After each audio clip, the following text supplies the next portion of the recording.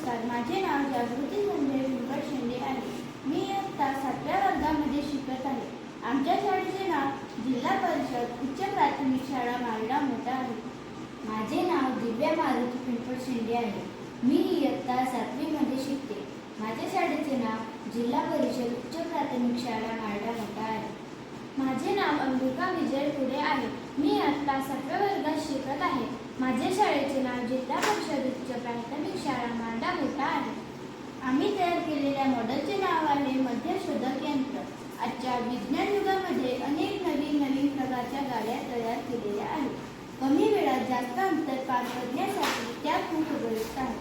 आणि आता भारतात रस्ते महामार्ग खूप चांगले झाले आहेत. त्यामुळे वाहने रस्त्यावर सुसाट धावतात. परंतु गाडी चालवणारा चालक जर दारू पिऊन गाडी चालवत असेल तर मोठा अपघात होऊ शकतो. आणि दारू पिऊन गाडी चालवण्यामुळे अनेक लोकांचा नाहक प्राण जात आहे. एका वर्षात शेकडो प्राण जात आहे. आणि यावर लवकरच आळा बसला नाही तर समोर अनेक लोक मृत्युमुखी पडतील. दररोज बातम्यांमध्ये आपण बघतो की आज या शहरात खूप मोठा अपघात झाला, उद्या त्या शहरात अपघात झाला. आणि अपघाताचे कारण म्हणजे चालक दारू पिऊन असल्यामुळे असेही माहिती होते. तरीही दारूच्या आहारी गेलेले चालकांमध्ये काहीच परिणाम पडत नाही.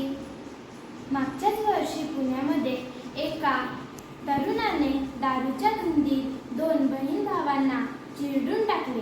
चालकाला तर शिक्षा होते, परंतु ज्याची काहीच चुका नसताना प्राण जाते तेव्हा त्यांच्या कुटुंबियांना कसे वाटत असेल. तर या समस्यावर उपाय म्हणून हे मद्यशोधक यंत्र जर प्रत्येक गाडीमध्ये लावले तर या समस्येचे समाधान होईल. जर त्या गाडीमध्ये मद्यशोधक यंत्र बसवले तर चालक जर दारू पिऊन गाडीत बसला की गाडी बंद होईल. गाडी बंद झाल्यामुळे इंडिकेटर लागेल आणि आवाज होईल. आम्ही या गाडीमध्ये मद्यशोधक यंत्र बसविले आहे. या गाडीमध्ये चालक जर दारू पिऊन बसला असेल तर ही गाडी चालणारच नाही.